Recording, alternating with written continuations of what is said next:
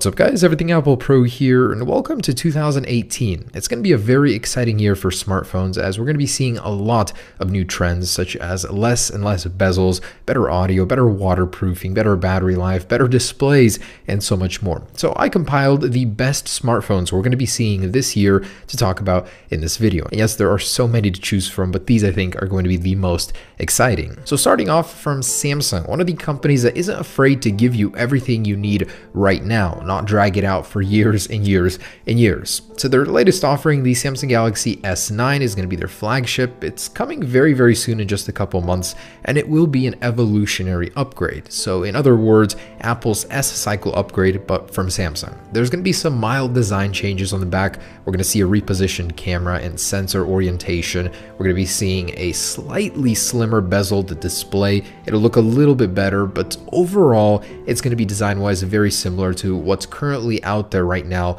with the Galaxy S8. Most of the changes will be happening on the inside with the new Snapdragon 845 series processor, the Exynos 9810 depending on which area you live in, and overall it'll just be a little bit sleeker, a little bit cleaner than the older S8. You can also tell by this image that the overall form factor will be a little bit smaller versus the S8, but the battery life will be increasing by 200 milliamps, which will be a welcome change. Also, surprisingly, Samsung will be keeping the 3.5mm headphone jack when every other company wants to get rid of it like Apple, so it will keep a lot of faithful customers in line with Samsung. It'll be a very sleek, clean, and evolutionary upgrade to the Galaxy S8, but I hope that they make a lot of upgrades to the display, such as 3D touch, maybe 120Hz display, and stronger speakers as well. Either way, it's bound to be a success, just as every other Samsung Galaxy phone before it. And the rumored launch date is on February 27th at Mobile World Congress. Samsung wants to get this phone out fairly quickly as they want to compete with the iPhone X and the iPhone 8 and 8 Plus series, which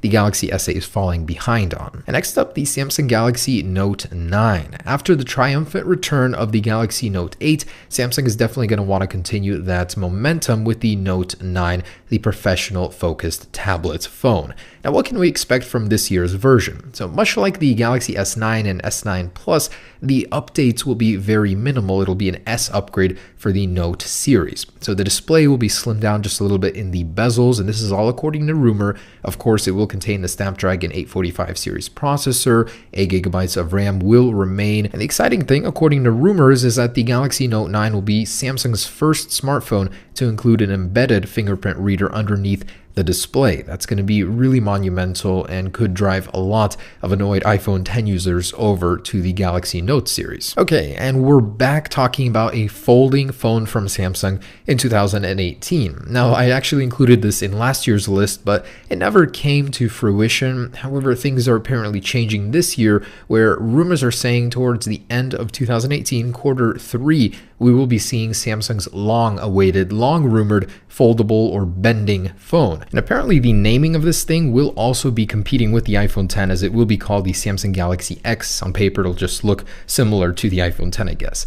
A recent patent filing also from a few days ago suggests that this thing will have a 3D touch pressure-sensitive display in order to compete with Apple's version 3D touch. So that'll be a first on a Galaxy phone as well, as currently they have it, but not everywhere on the display this would. Now, if we look back in time, Samsung has apparently been working on this phone for over 5 years. The rumor mill has been churning out more and more rumors about this phone. It's crazy how long it has survived without being apparently a canceled project. So we'll have to see if it's true, but it just seems unlikely that it would happen, but the rumors don't give up on this phone. I really do want to see what comes of it. And of course, my most anticipated product, the iPhone X series in 2018. Will it be called the iPhone X2, the iPhone 11? I really don't know where the naming scheme is going to go, but there will be a new iPhone X and alongside it a larger iPhone X Plus. So this one was rumored to happen in 2017, but Apple delayed it as the production issues just for the basic iPhone X model were crazy. Anyways, this essentially will be a larger iPhone X with a 6.5-inch display instead of the current 5.7-inch.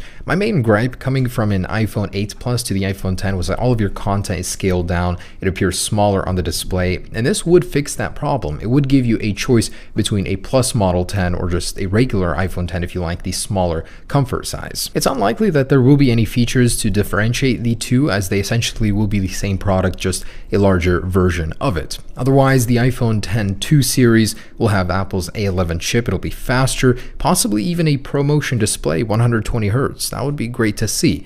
Now, alongside this larger iPhone X series, Apple is going to have to do something about the iPhone 8 and 8 Plus series, and this is where maybe an iPhone 9, I'm tentatively calling it, will appear. It'll be a LCD model, but with a cutout very similar to the iPhone X, or exactly like it, according to Ming-Chi Kuo. So he's saying that Apple will replace the iPhone 8 and 8 Plus with a low-end budget series iPhone 6.1-inch with an LCD display. I'm very curious to see how it will be. I mean, will it be slower? Will the display really suck that much more? But the resolution will be a little bit less than the standard iPhone X and X Plus. And just days ago, another rumor surfaced that alongside those three iPhone models, Apple will be launching another one, a 4-inch model. What could it be? Of course, the iPhone SE2. It's been a really long time since the old one was refreshed, and it's a very popular product. It's Apple's entry-level model that's also its smallest, very comfortable to use, and also very popular with consumers. So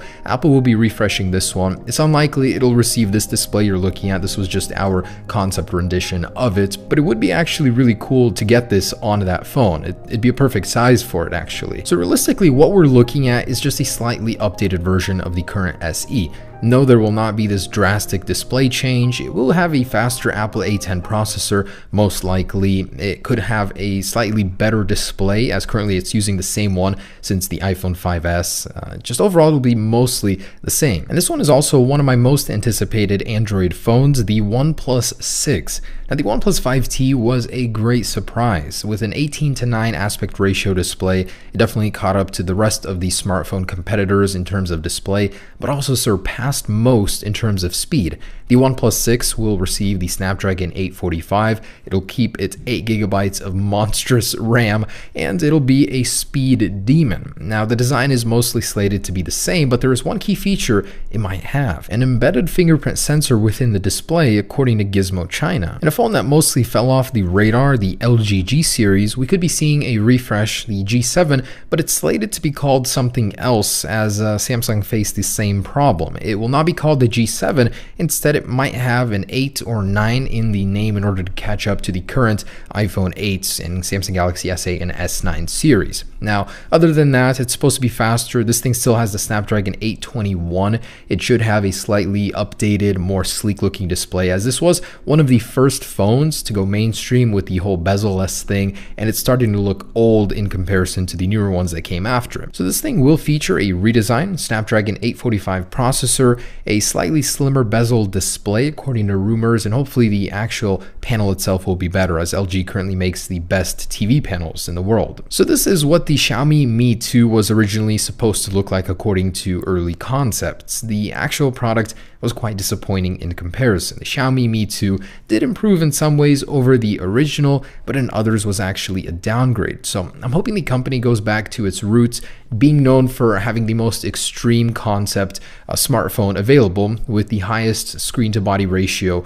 ever. And the good news is that is actually what's rumored to happen with the Xiaomi Mi Mix 3. It will have a higher screen-to-body ratio than any smartphone on the market, as well as faster internals to boot. So hopefully this time around it does look a little bit more like its marketing, as the Xiaomi Mi Mix 2 was quite a disappointment for me. And the Google Pixel 3, according to rumors, there will be 3 models this year, as the actual development names have been leaked: the Crosshatch, Albacore, and Blue Line series. One of them will be the cheaper, low-end model, much like the LG 5X was not too long ago, and the other 2 will be the Google Pixel 3 and Google Pixel 3 XL. What will actually be different is a slightly less bezel design on the larger XL series. Even the regular Pixel 3 will apparently have slightly slimmer bezels, better displays, and the Snapdragon 845 on both. The Pixel 2 was an amazing phone, super fast, so I'm looking forward to the third one. And lastly, as a bonus, I wanted to include Doogie's new concept video they just released of a smartphone they will be releasing later this year, they say.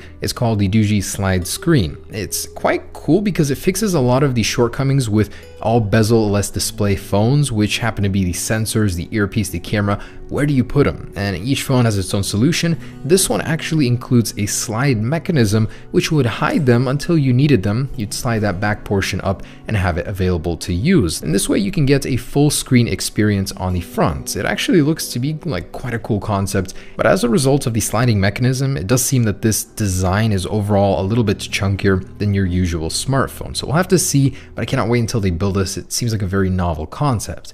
Anyways, guys, that is the offering that we're going to be seeing later in 2018. Of course, not everything is confirmed. It is in the rumor mill stage, but I am very excited to see what 2018 brings. A lot of speed improvements, display improvements, bezels will be shrinking and dying as usual. So I can't wait to see what happens, guys. Stay tuned. I will be reviewing all of these new products on this channel, and I'm mostly excited for the iPhone 10 and the overall new lineup from Apple, as well as Samsung. So of course we'll be taking a look at those later this year. Thanks for watching, guys. Hope you enjoyed it, and whichever smartphone you choose, just know it'll be much better than last year's. Peace.